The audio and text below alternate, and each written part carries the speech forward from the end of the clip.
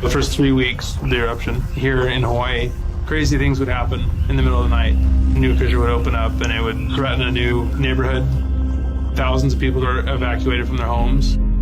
I started the Hawaii Tracker Facebook group to help people understand what's going on and get their questions answered. Hey, how's it going? We're live. This is Fissure 20. We had hundreds of people all throughout the neighborhoods sending in videos, articles, and images. We spend a lot of time making sure the accurate information gets out. This is live. There's still lava moving. They weren't just sharing a story, they were helping their neighbor. If a family was being evacuated, my group would just jump in and help out. So it was huge. They were watching out for each other.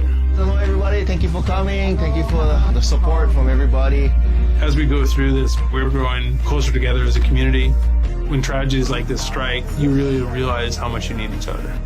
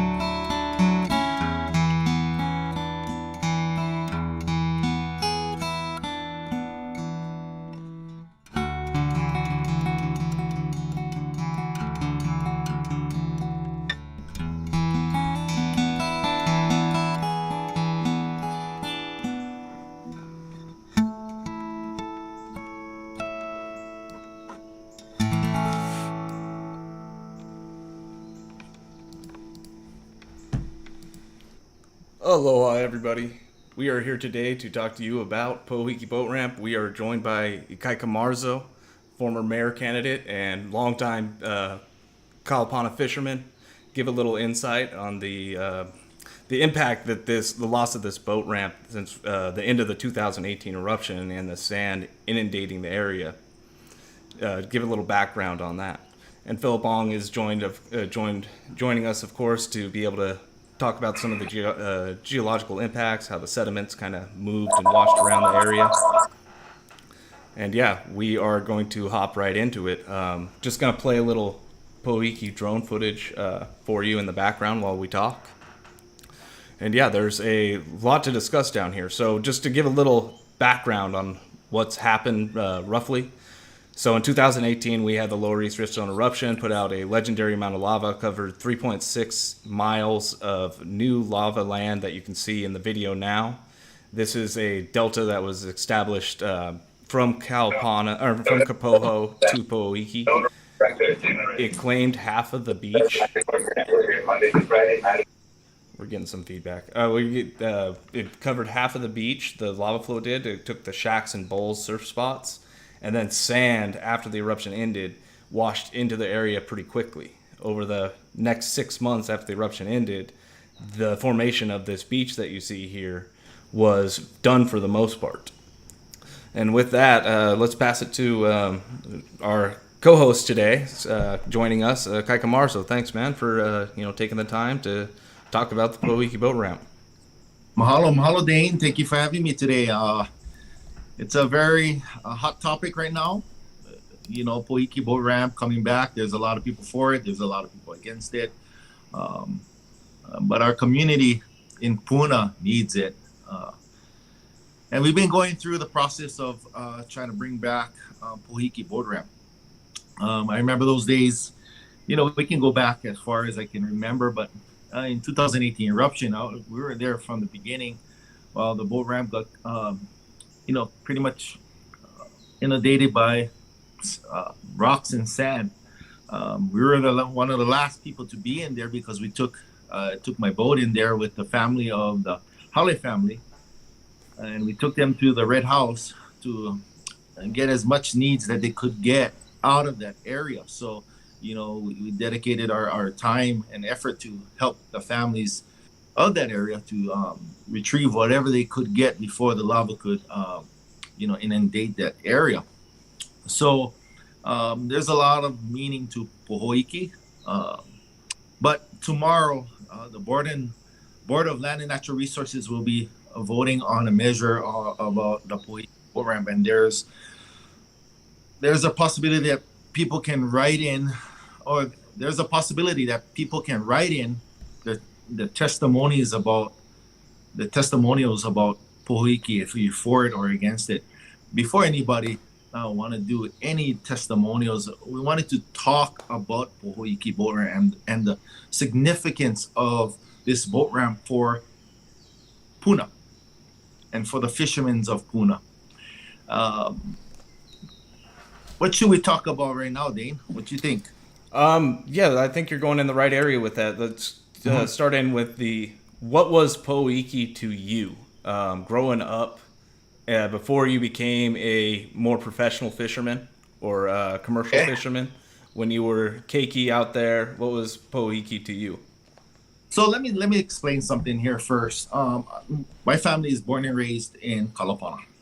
I come from a long line of fishermen, hunters, farmers, musicians, and that's where we are from generations and generations and generations. I can name all of my generational ties to all my grandparents, great grandparents, and further on. I can name them all because that's who we are. That's as a Hawaiian person from that area, Kanaka. That's who I am. And from that area, that's how we became. That's how Ikaika Marzo became Ikaika Marzo. It's the loa spirit from Kalapana. Mm-hmm. In between 1983 to 1991, we had an eruption in Kalapana. That eruption that came down and took majority of the area away.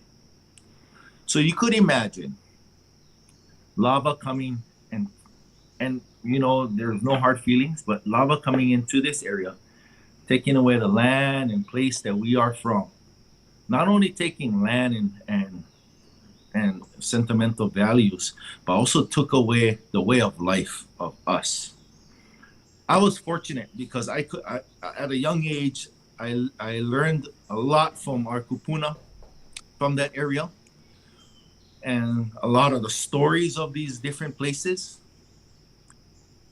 But the generation after me have not experienced that. They only experienced stories from myself and my cousins and my family that would be shared to them now.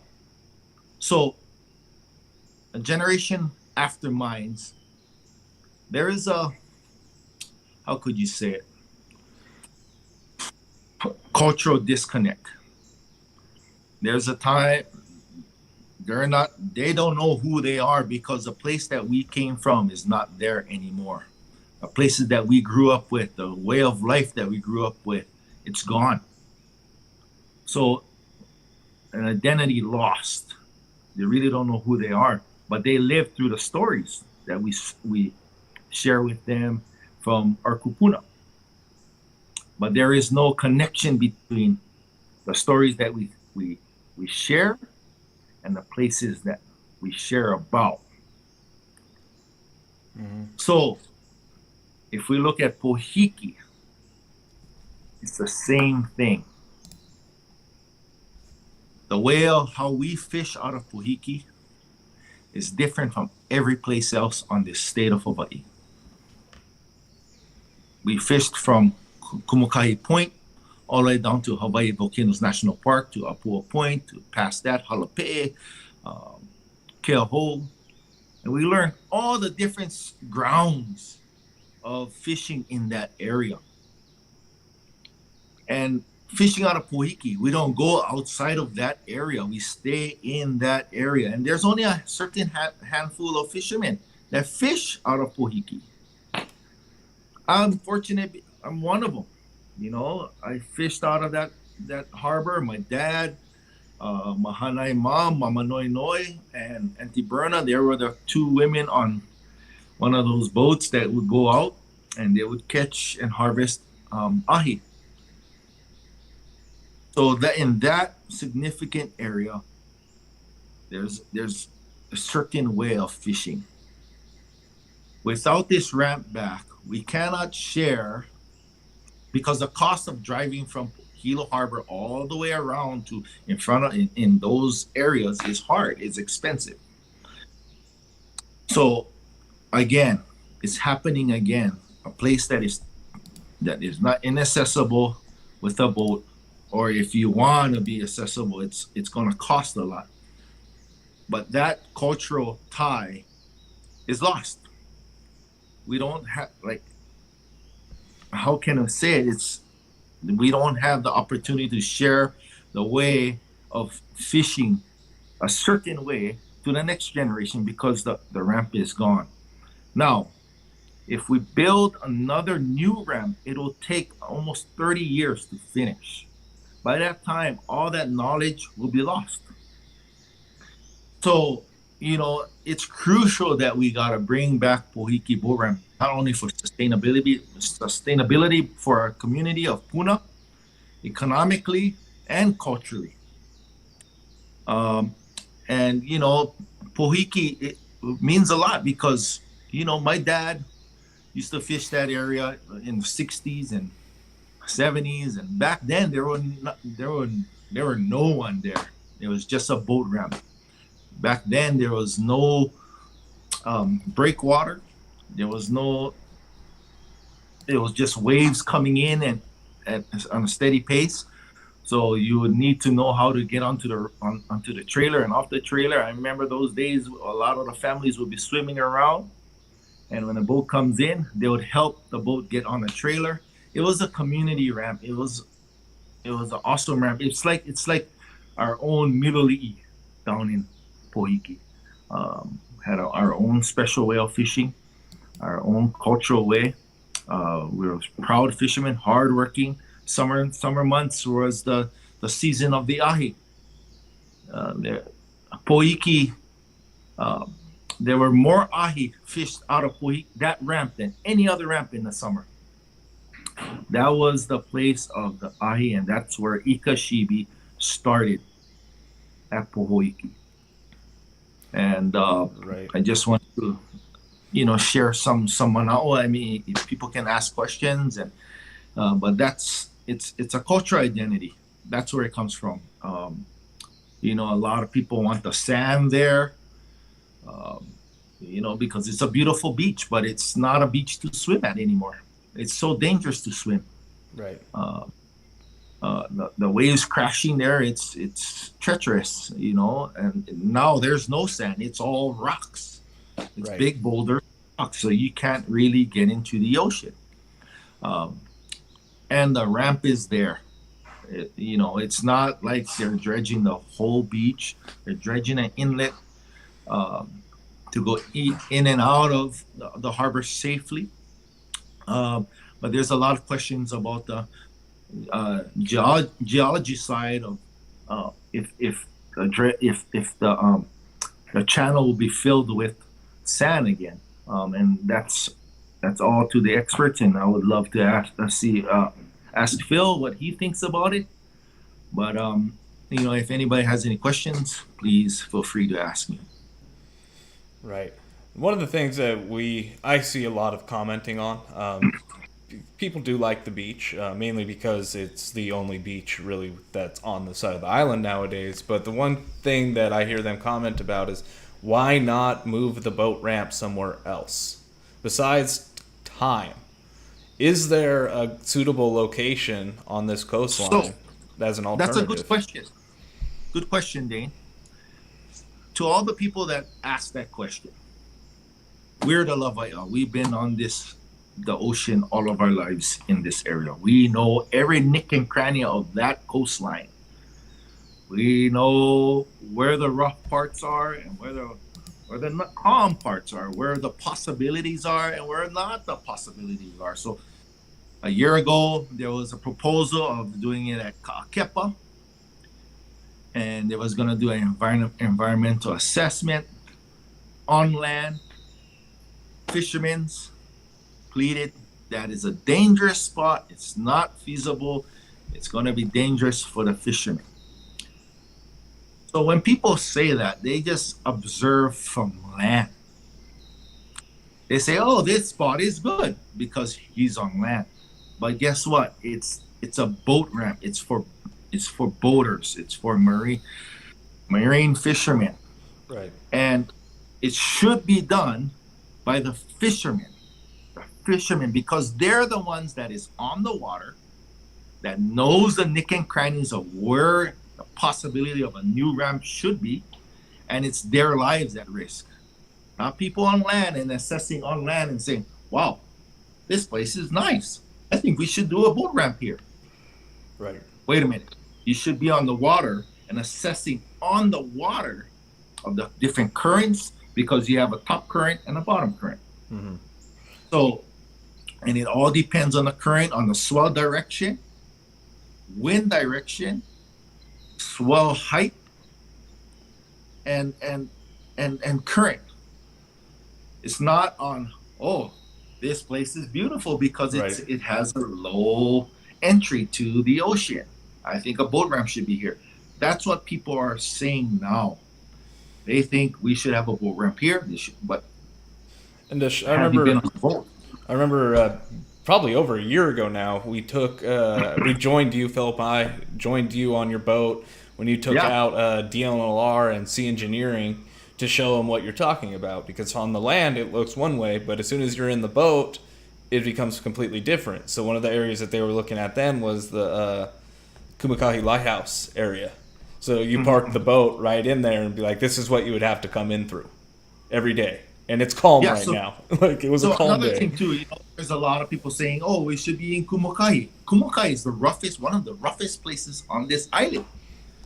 Kumakahi has a ridge that comes out from Pu'ukapoho on land, goes miles out, and these two currents meet at Kumakahi.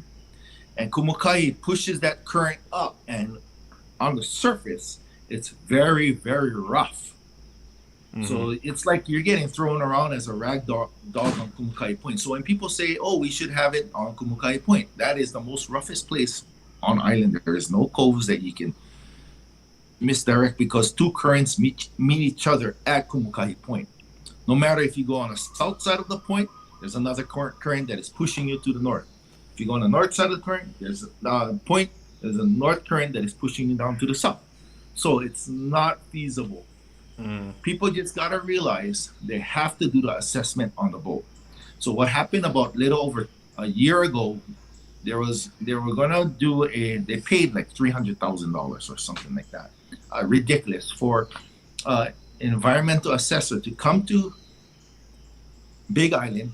DLNR paid this.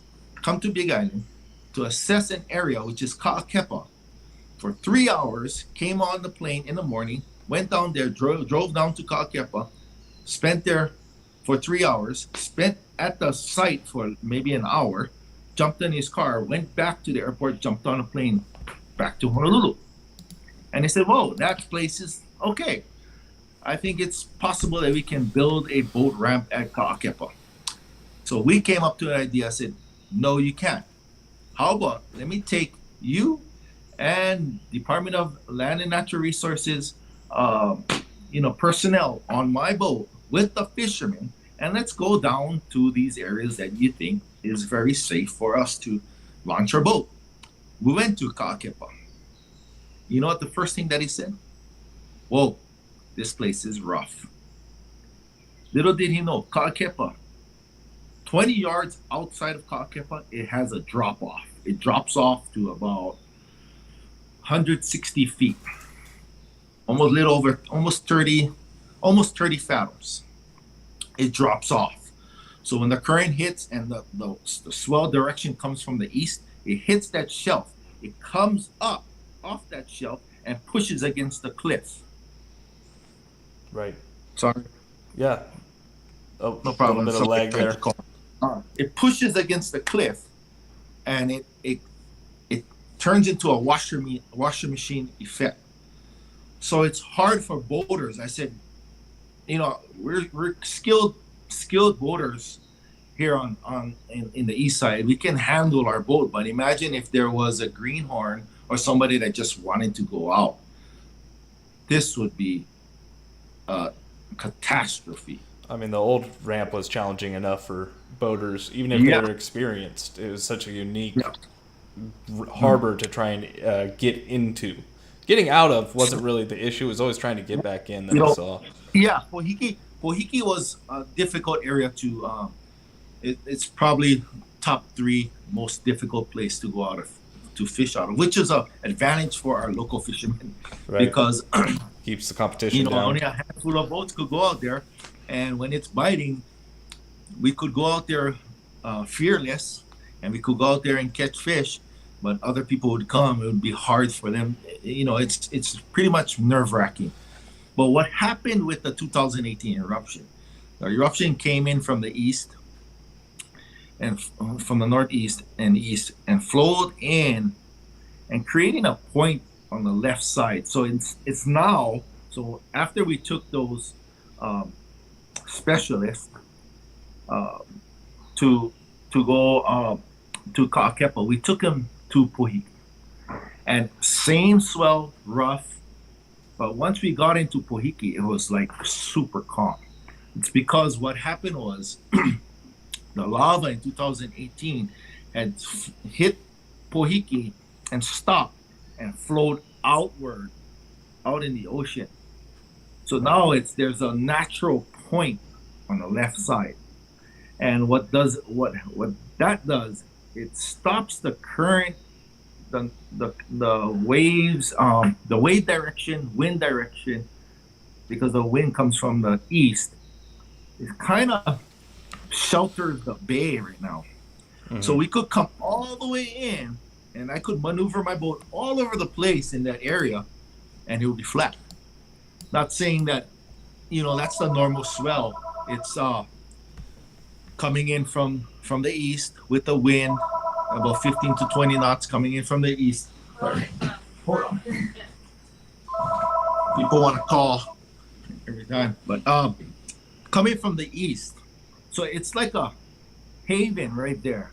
And I told the guys, look at it. Okay, that's your proposed area. This is your next proposal. It's Pohoiki. So we all got together on the boat, and Dane, you could agree that all the fishermen said this is the best place on this whole coastline to build or to establish the ramp. We don't need a new ramp. We just need something to go out of to get us back fishing for our families, for our community, and for sustainability, economically, and also culturally. All right, so Phil, let's talk about the sediment movement, all this rock and sand that got washed in. Some people will quickly point out that if we were to dredge it, that it would require another dredge eventually over some period of time that yet to be determined. What's your thoughts on that? Yeah, and that's very true. Whatever you do, you have to address the issue that there is sand and sediment movement along the coastline everywhere on the island. And you certainly probably can't eliminate entirely the need to maintain any landing, boat ramp, or harbor. But that's true of every landing, boat ramp, and harbor on the island already. So it's okay to have a little bit of maintenance needed, so long as it's a reasonable trade-off, in my opinion, right? There's always natural seasonal variations that happen everywhere on all islands and every beach in the world, right? Winter to summer, summer to winter. The sediment moves onshore, offshore. That happens all the time. So that's just part of it. That's part of the game. You're not going to get to, well, we can't, it's going to require some maintenance and therefore we can't do it. That's kind of ridiculous, right? It's more about is it a reasonable amount of maintenance or not? And certainly any engineering plans that we have that have been shared by by DOBAR, the Department of Boating and Recreation, they do have plans in there like pilings, vertical pilings and sheet pilings in the plans designed to mitigate that effect of sand washing in. So they certainly have thought about it, right? No matter how you do it, there's going to be some effect of the sand, and that's okay. It's more the fact that what we saw was a big pulse of sediment coming in during and shortly after the 2018 eruption, and since then, most of that volume coming in has trickled down, and so there's probably still certainly is some, but it's in equilibrium, it's in balance now. The beach isn't growing out indefinitely like it has been. Like, when was the last time that the beach grew outward significantly, Dane? Has it been like a year and a half? Over a year and a half probably would be about right. Yeah, so we certainly, it was certainly prudent to maybe not jump in there right away and see what was going to happen. We've debated that we could have done that while trying to dredge to study the motions as well. That might have been more efficient for our fishermen, because here we are in 2021, almost 3 years later, still talking about how to move forward through these steps that exist with the state to try to get funding and try to actually implement some kind of plan. Right. So, there was I was bringing this up now. We can talk about it a little bit later, but there was a recent article in Civil Beat, and an environmental lawyer discusses how the current use of that area is as a beach because the boat ramp's been blocked for 3 years. Well, it's not for lack of trying. We've been trying to get the boat ramp reopened immediately, and it's only because of the lack of the action by the state that it is used by a beach and not as a boat ramp. So it's kind of a circular argument right there to say, well, because the state hasn't taken any steps, therefore we cannot take any further steps to repair the. That's crazy. So let's just get that out in the open and say that we've been. This is, I'm not a fisherman, but I've been following this closely since 2018, and it has been a nonstop push to reopen this boat ramp as soon as possible, by any means necessary, at any point in time. And finally, here we are, 2-3 years later, finally getting to maybe we can actually do something about it. And we're seeing that people who are not from the Puna area, who don't have the cultural connections that Ikaika has just described, from our perspective, maybe don't know enough to understand all the dynamics here, right? The culture, you might say, okay, it's only a few fishermen are going to benefit from this.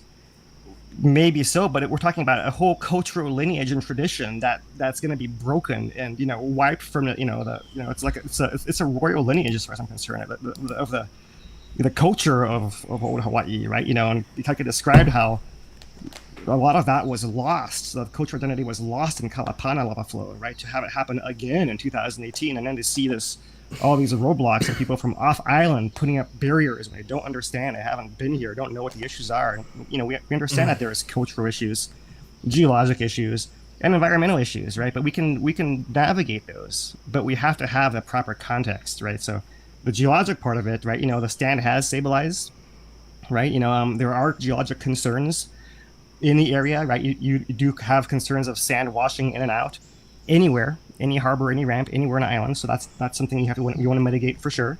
You have issues of the ground settling, right? All around there, anywhere you put, if you were to go on a new lava, you have the issue of the ground subsiding. Even by Pohoiki, the ground settles over the course of years.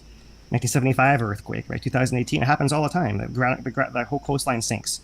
So that's another geologic issue you got to deal with anywhere new. Whereas if you have a natural bay, it works itself out, right? That's why Pohoiki has been favored culturally for so long, right?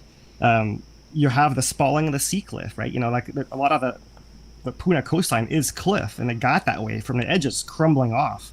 And that's something that's still happening at 2018 lava flow. So you have concerns that way as well. You don't deal with that by restoring the boat ramp that's already there. So you kind of trade off. Okay, we're going to deal with just the sand and the sediment issue.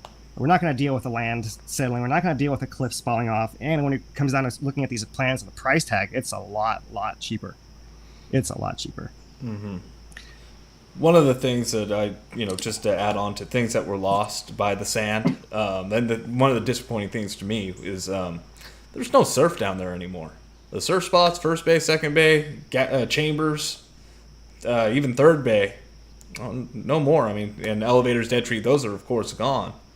But the surf down there is so, poor nowadays. But, we're not getting that back with the dredge. The dredge, though, it really is going to make an economic impact. One of the big things about Pohoiki is just how much revenue was generated for the local community, because it took local captains really to be launching out of there regularly.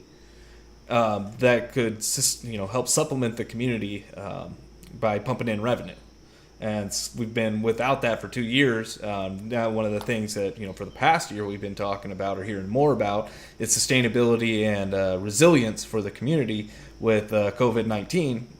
And here we are still talking about the Pohoiki Boat Ramp, the third highest grossing ramp in the state of Hawaii, the entire state, closed. Right? Still closed. Still, not only that, but we wasted a year in there after the 2018 eruption. The assessment that was done at Ka'akepa that we paid for and it came out and Ikaika talked about wasn't even really used. It had to be redone later in order to make the application to FEMA to show that we had gone and looked at those spots and deemed them not suitable. The previous visits that were done weren't even able to do that. The official documentation or whatever that wasn't submitted, wasn't done. But yeah, we lost a year, it feels like, due to the state. Just due to the state, there was a year thrown away. And then to hear like the Civil Beat article say, oh, well, it's taken so much time, therefore it's a beach. It's like, okay, you don't go to Pohoiki. This was written by somebody that's not from here, doesn't go here. I'd be surprised if he's visited before, type of thing. One of the interesting things I can talk about, there's not a whole lot I can go into on Pohoiki in regards to the ramp, is some of the history, right? Because one of the questions I always asked was, what happened to transition between canoes and the apua'as? Because there used to be multiple canoe landings along the coastline. What transitioned between the canoes and the apua'as to motorboats and Pohoiki? And that was a question that was kind of strange for me. There was no, if you go back and look at when was the boat ramp constructed, you're not going to find a good date. There is no good date. So what I've been able to pick up is it comes down to, like many things in history, World War II and repercussions or impacts from World War II. So in World War II, Pearl Harbor happened, and then the military puts Hawaii in a state of martial law. And in that heightened defense state, the entire coastline from Kapoho, or from Kalapana to Pohoiki and towards Kapoho, was turned into a military garrison, bob wiring the coastline with setting up shade cloths, forcing the population to turn off all lights, all fires at night to prevent potential land invasion from the Japanese. Right back then, in that type of war, the fog of war was absolutely massive. Nowadays, the idea of where the adversary is pretty well known via the satellites. Back then, they had no idea in a lot of ways. So they turned it into this militarized state. And then after that, a lot of the people that lived in Pohoiki and lived in Kalapana then went to fight in World War II or went to work in Hilo to fill the positions from the people that did go fight in World War II. Right? So then there was a transition. And what came back was the motorboat. Some people brought back the motorboat, and then it became, oh, well, this thing's cool. Where can we launch it? And there was only one good place to launch it on the east side of the island, Pohoiki. So it became as people transitioned, it became the spot. And as it became the spot, the Hale family took on more and more responsibility until they eventually donated the land to the community, to the public, to the state, to be able to make it into a professionally made boat ramp, which is now closed by the lava. So it's all this history, right? All this transition, all this coming to, oh, well, there's some sand in the way, so it's done. That's where it really gets to me, is just like the story, right, of all this transition, all this history, all this context, and then it just ends because there's the sand's there, and we can't do anything with sand, apparently. Sorry to go on a tangent, but that's one of the more No. interesting things to me about the whole area. Yeah. Back in the 40s, even 50s, they used to use the boat ramp. It was just a grass, Right. grass going into the ocean with the canoes. And then they moved forward with, they used to have these boats, 14 footers. They called it P14s. You see those P14s once in a while around in Kona, South Kona, Hilo sometimes, but they would go out with these P14 boats, and with their boat, with their boat trailer, and they would attach a chain to the trailer, and they would Do it all by hand. the trailer down Yep. into the water, because back then, there were foil drive trucks, but not that much down in that area. So they would hold the chain, tuck the boat in, and they would turn around and go out, and they would catch big ahis, in Right. a matter of 20, 30 minutes right outside, and come right back in and load it in the trucks and take it to the market. Right. And since Yeah. all the Apua'as kind of came to the Pohoiki to start launching, they also started, helping caretake it. So what did a dredge look like? Because they had to dredge it back then too. What did a dredge look we like? had to dredge. I remember my grandfather and my father guys would go dredge, and in the mouth of the ramp, they would always have a settlement of ili rocks, and they would go in buckets, and all the families would go out there and gather all the rocks, throw them in buckets, and take them out, and that's how they did the dredge By hand. And just to talk about dredging, Hilo Bay always, that inlet right there always gets sand and inundate that the harbor mouth. So, a lot of our boat harbors are using dredges to open up the mouths of these harbors, and I think we should look forward on using a dredge to open up Pohoiki, and get our families back on the water and share, and culturally, economically, and practicing what we have learned all of our lives on how to fish outside of Pohoiki. Right. And I believe it should be done. Yeah, but we need everyone's support. Phil, you want to talk about tomorrow? I think tomorrow, I'm not too sure the time. I think it's 9:00. I'm not too sure.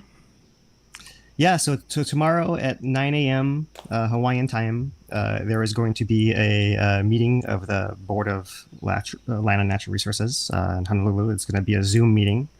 So there's going to be streaming on their YouTube, and maybe I can drop a link in here.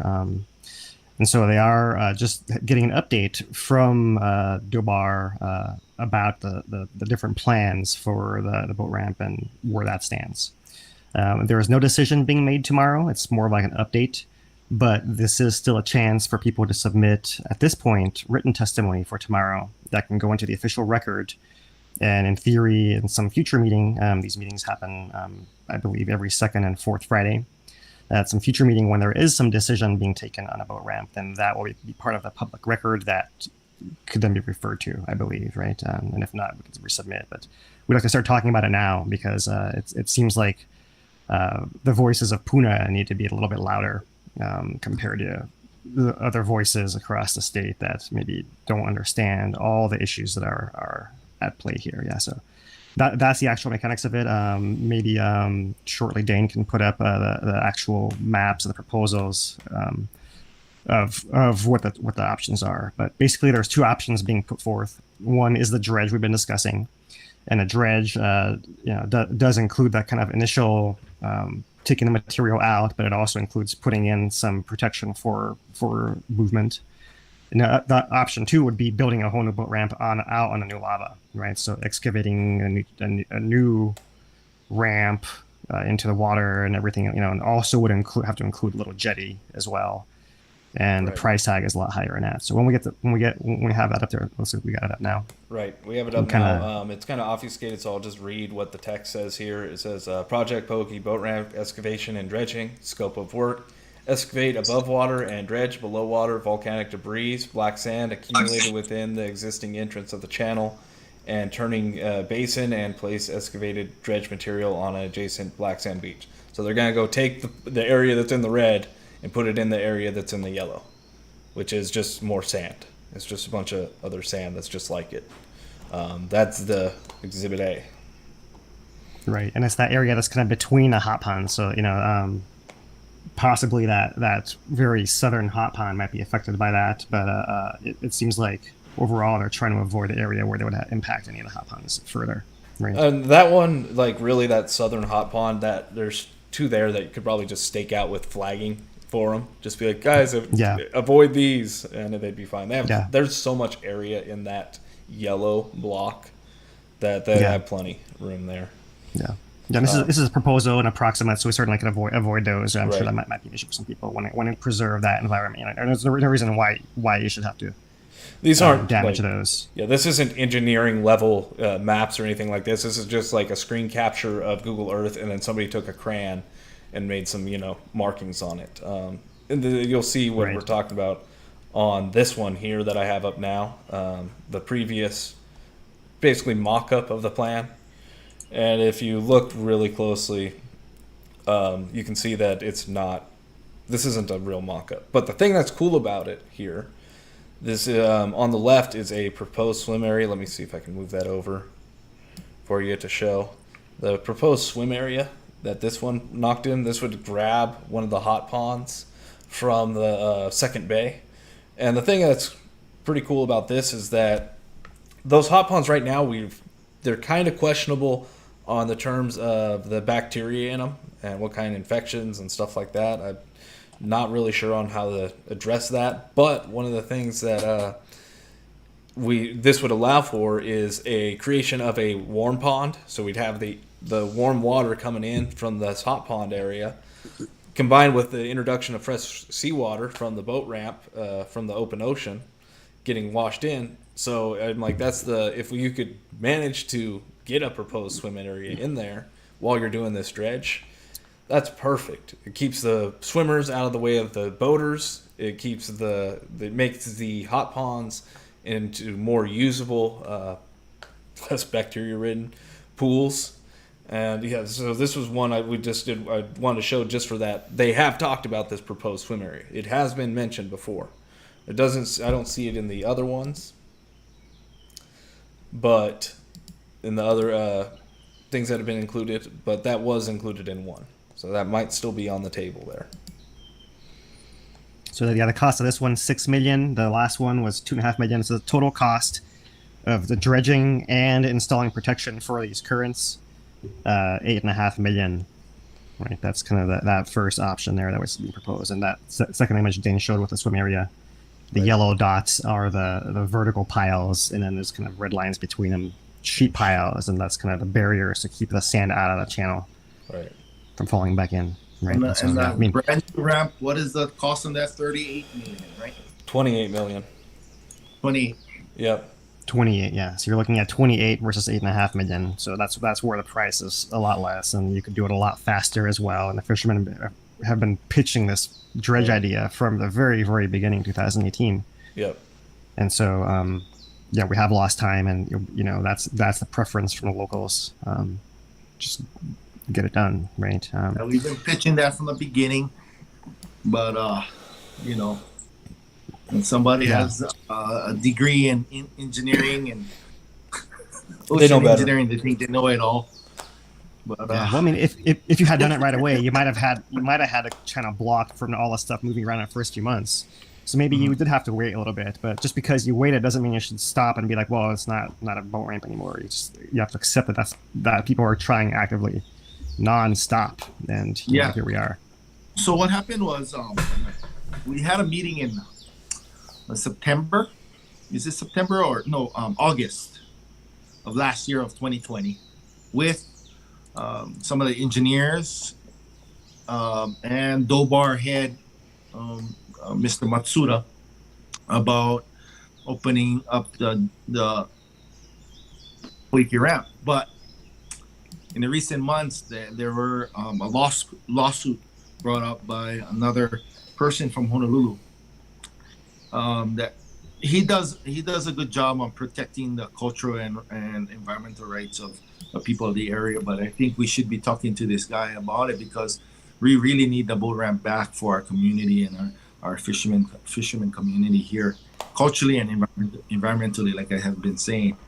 But that's where the snag came up, is the state don't want to go through any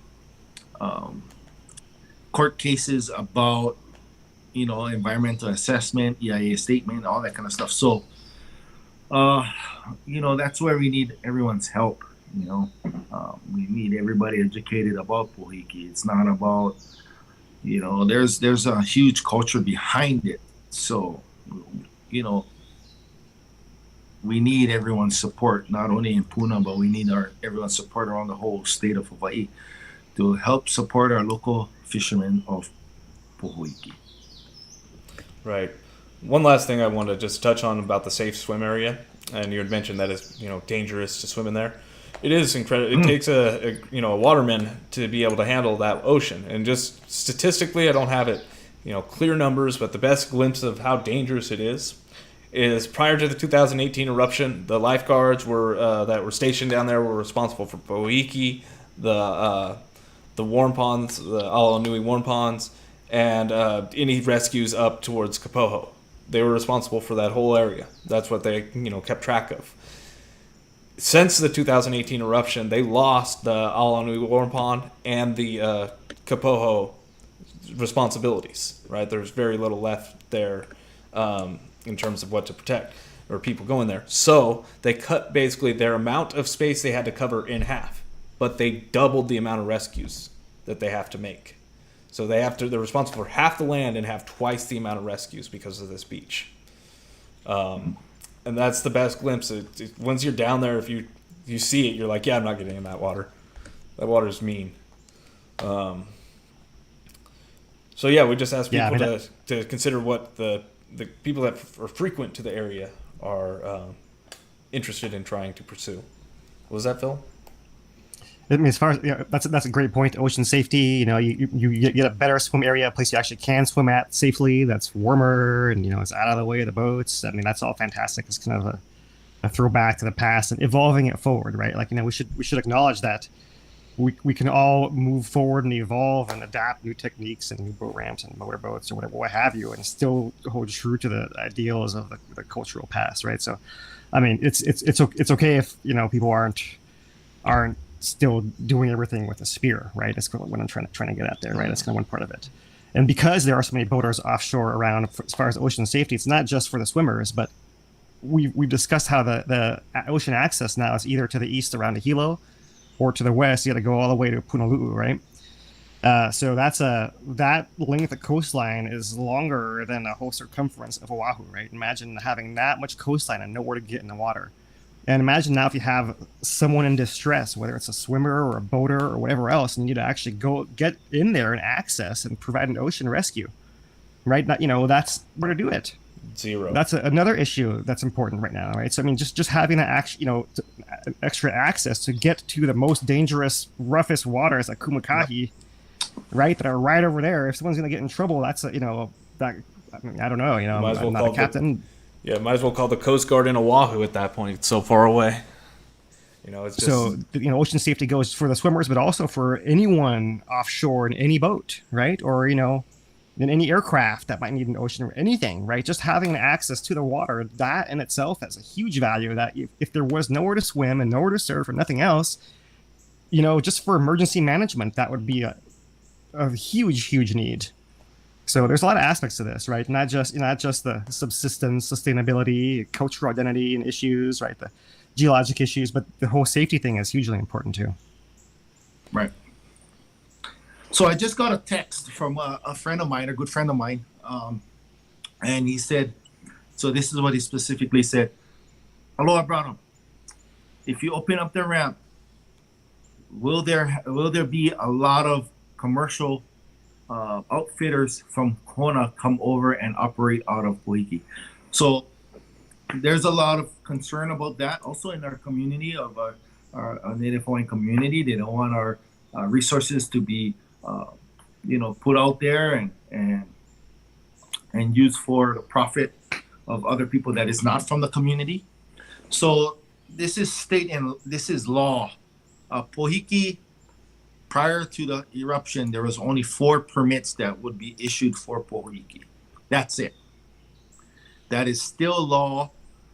If Pohoiki gets opened up again, there will be only 4 permits allowed for commercial permits for anything that you want to use it for, whale watching, dolphins, or diving, or lava boat. There's only 4 permits. It's the law. It's state law. In order to change that law to add more permits to the boat ramp, you have to go to legislature. You have to go to so many hoops, and it will take years to get it passed. So right now, I'm just letting you guys know there's only 4 commercial permits for Pohoiki. Hilo has 10 commercial permits. Kona has 32, I think, if I'm not mistaken, or 38, something like that. And all the state ramps have their own. I think Puako has 4. Kauai High has, I think, maybe 6 or 8. And Ke'o has a bunch also. But so for everyone out there, it is state law. There is only 4 permits allowed for commercial use in Pohoiki. So that was a question that was asked earlier, just to get it out there. All right, thank you for the question. Yeah. All right.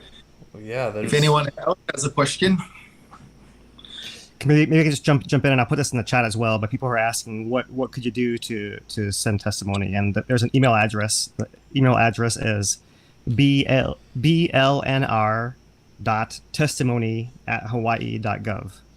And you can send email into those guys and reference Pohoiki Boat Ramp. And I believe it's agenda item J1. Right, I'll put that in the chats as well.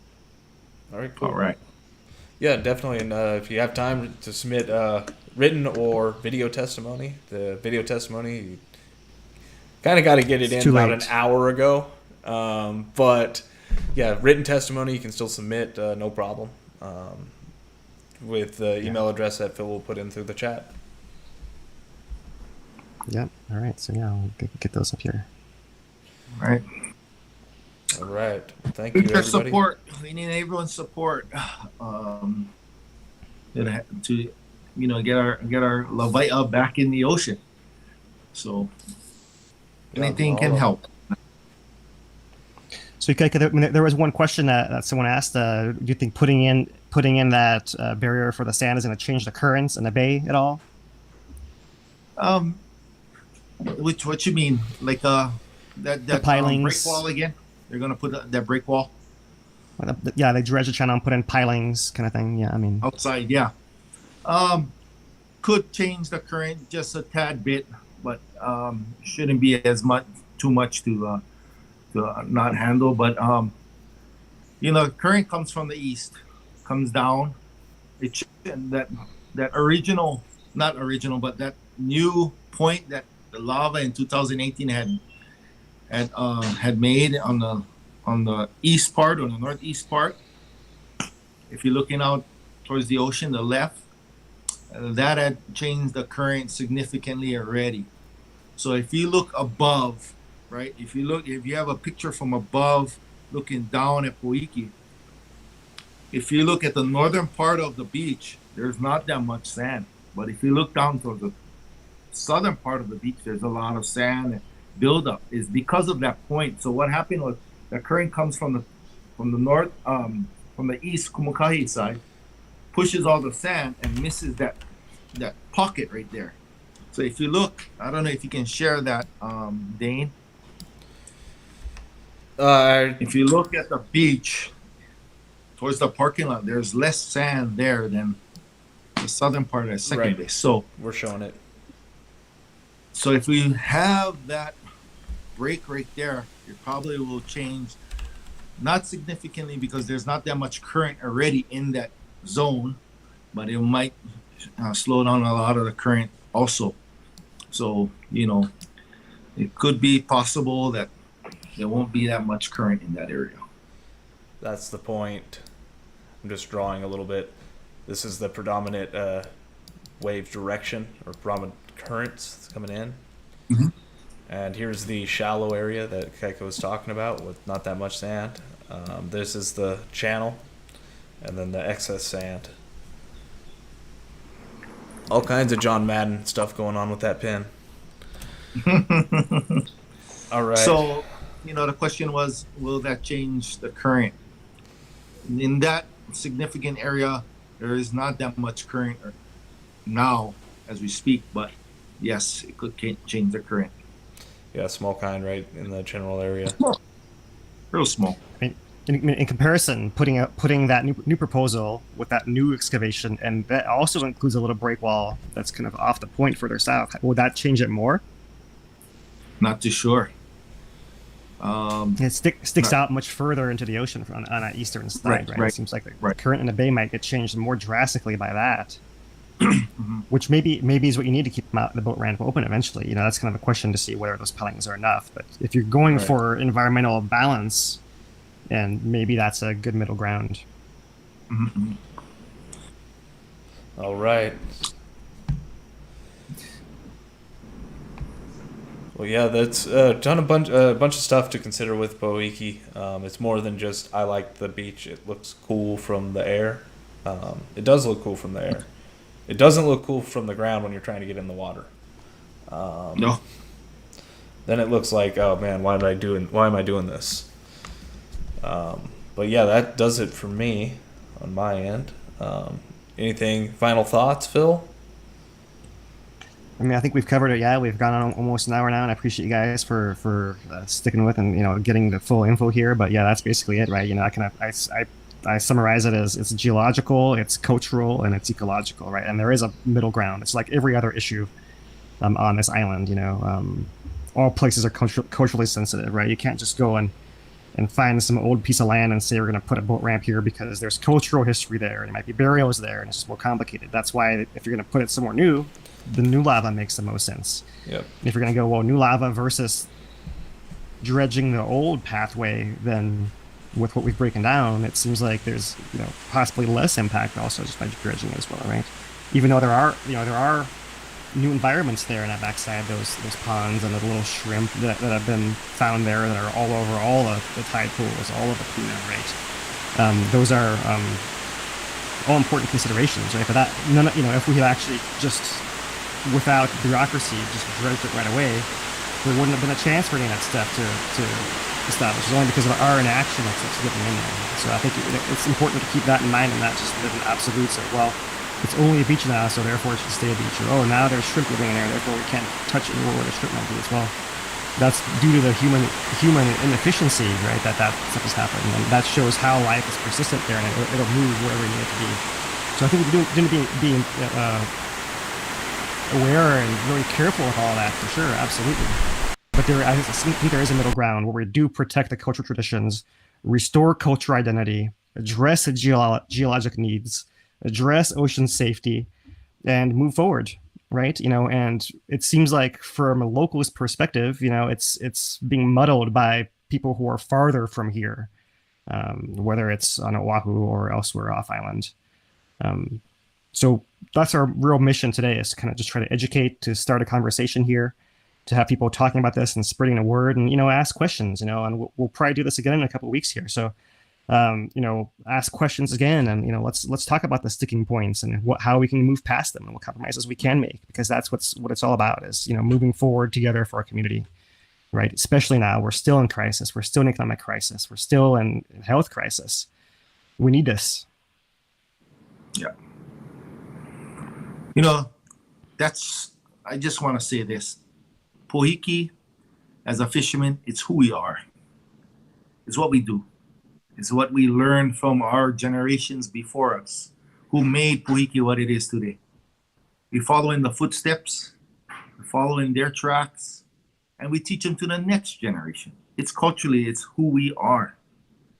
When something like that, so valuable, is taken away from us, it's not only hurts us as fishermen now, it's also going to hurt the fishermen that come after us, the generational fishermen coming after us that share that type of fishing, that type of time of going out there and catching the big ahi, going out there bottom fishing for onaga or paka, catching u'u, which is menpachi for the people.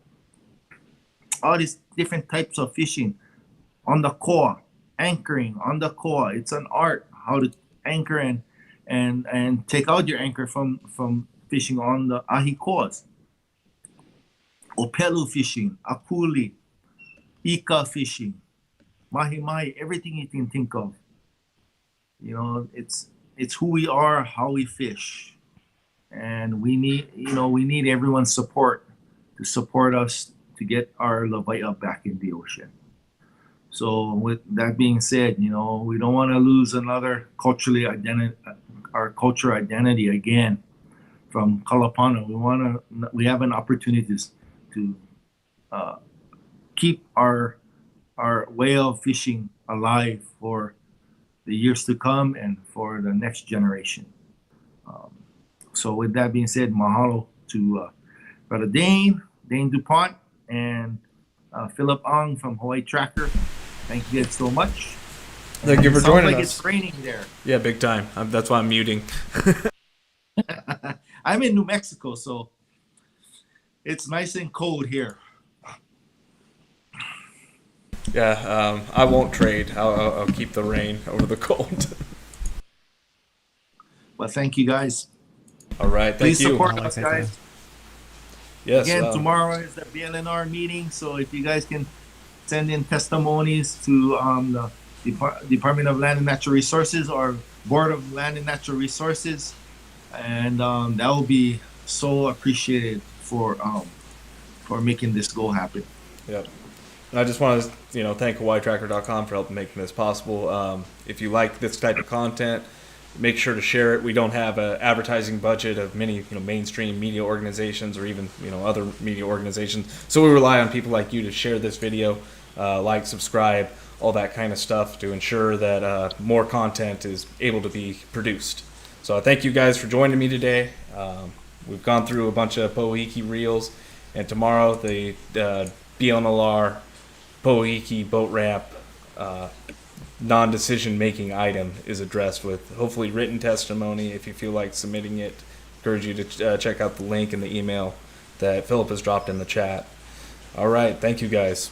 That does it for me. Thank you. Aloha, everybody. Aloha.